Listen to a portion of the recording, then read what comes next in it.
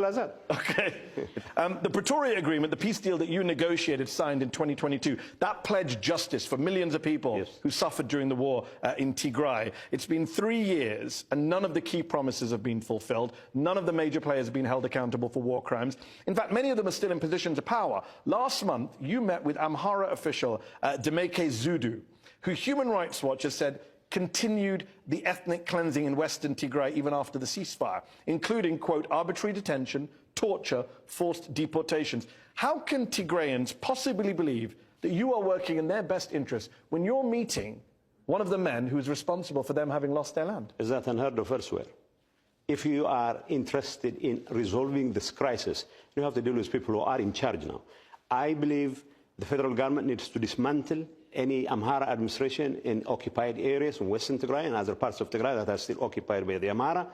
And if I have to make sure that the people have their opportunity to come back home, you have to work with the federal government and work with people. This is the problem, Getachew. You seem to change your tune. You have to change your tune. No, I have to swallow my pride. Not just swallow your pride, you're changing your very view of the world. This is what you said a year ago. No, I'm not This is what you said. Anyone. This is what you said a year ago. It would be very foolhardy for us to expect internally displaced persons to enter when the very people who caused their displacement in the first place are still roaming the very streets we saw in the carnival. You're sitting down with those people. This is one of the arguments we have with the federal government when I was head of the interim administration, is for that Amhara administration to be dismantled and for security to be taken care of by the federal government, along with traditional militia and police institutions that had been there before the war.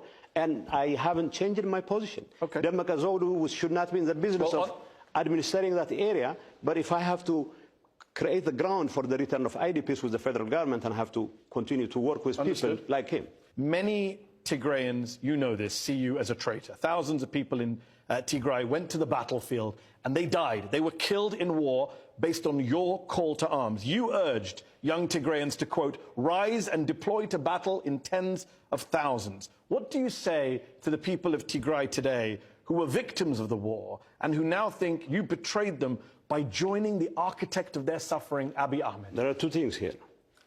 That Tigrayans had to come out en masse to defend themselves was the right thing to do.